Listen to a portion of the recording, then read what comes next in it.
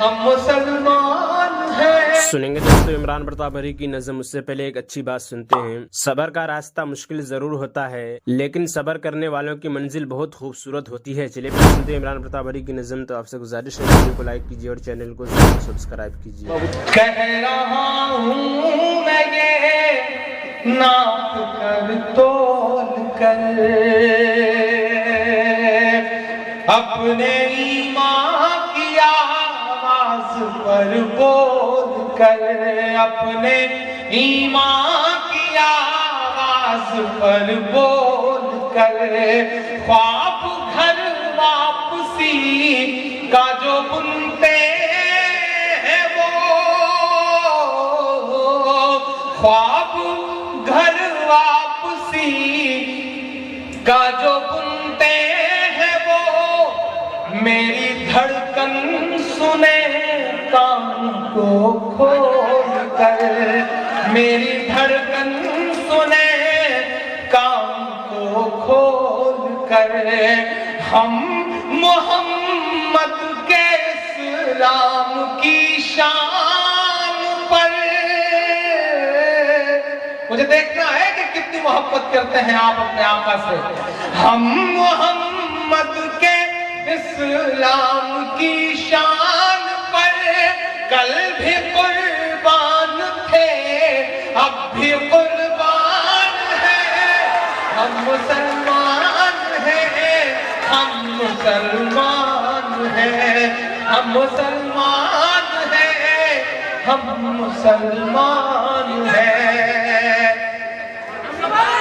میرے بھارت تیری آن ہے شان ہے. پہلے شہید بریگیڈیئر عثمان سے لے کر کے اور سیاچین میں برف کی چادر اوڑھ کر سوئے ہوئے اس شہید تک عمران کے مصرے اگر سچے لگے تو مہر لگانا میری بات پہ. میرے بھارت تیری آن ہے شان ہے میرے بھارت تیری آن ہے شان ہے. ہم تیری سرحدوں کے نگہبان ہیں. ہم مسلمان ہیں ہم مسلمان ہیں ہم مسلمان ہیں. پہلا بند پڑھتا ہوں اس نظم کا ساتھ کہ ہم تو فارس عرب سے بھی آئے نہیں. میں بہت چھوٹا سا تھا ڈاکٹر صاحب بہت چھوٹا سا تھا تو میری انگلی پکڑ کر کے جب میں روڈ پار کرتا تھا تو کوئی سیتا رام چاچا کوئی بھگوتی مشرا چاچا ہم نے تو ایسے ماحول میں آنکھیں کھولی ہیں. یہ کہاں سے لوگ نکل آئے نفرتوں کی باتیں کرنے والے بانٹنے والے. ہم تو فارس عرب سے بھی آئے نہیں تیرے اپنے ہیں ہم تو پرائے نہیں تیرے اپنے ہیں ہم تو پرائے نہیں. اس طرح سے ستم ہم پہ ڈھائے گئے اس طرح سے ستم ہم پہ ڈھائے گئے. مدتیں ہو گئی مسکرائے نہیں مدتیں ہو گئی مسکرائے نہیں کہ میرے پرخوں کی جاگیرداری ہے کولکتہ سے لے کر کے دلی تک ہزاروں عمارتیں گواہ ہیں عمران کے مصروں کی. اگر سچ لگے تو دعا دینا مجھے کہ میرے پرخوں کی جاگیرداری ہے یہ میرے پرخوں کی جاگیرداری ہے یہ.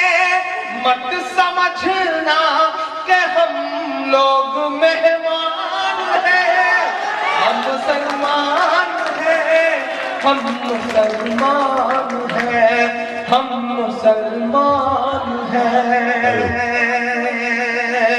ایک بند پڑھتا ہوں اس غزل کا تھا.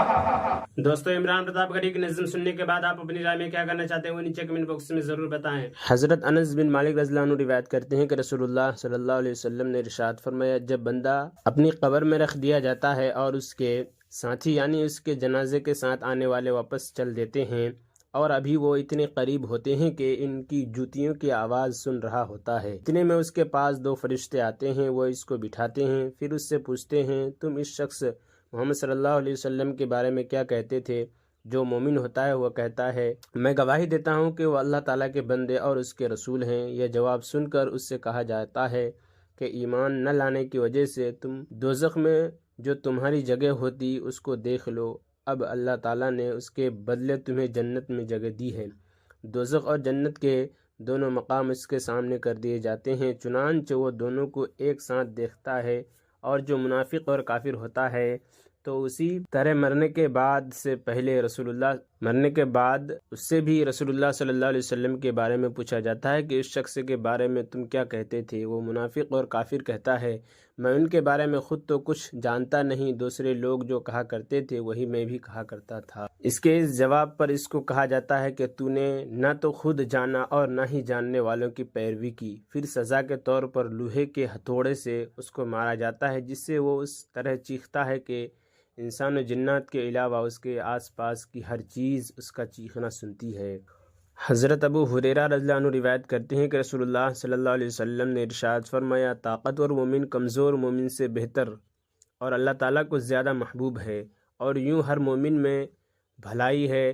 یاد رکھو جو چیز تم کو نفع دے اس کی حرص کرو اور اس میں اللہ تعالیٰ کی ذات سے مدد طلب کیا کرو اور ہمت نہ ہارو، اور اگر تمہیں کوئی نقصان پہنچ جائے تو یہ نہ کہو کہ اگر میں ایسا کر لیتا تو ایسا اور ایسا ہو جاتا، البتہ یہ کہو کہ اللہ تعالیٰ کی تقدیر یوں ہی تھی اور انہوں نے جو چاہا کیا، کیونکہ اگر کا لفظ شیطان کے کام کا دروازہ کھول دیتا ہے.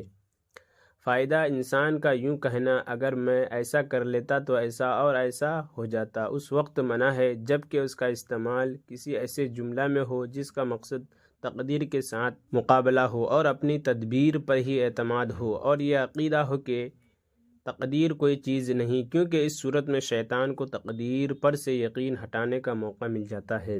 حضرت انس رضی اللہ عنہ روایت کرتے ہیں کہ میں نے 8 سال کی عمر میں نبی کریم صلی اللہ علیہ وسلم کی خدمت شروع کی اور 10 سال تک خدمت کی.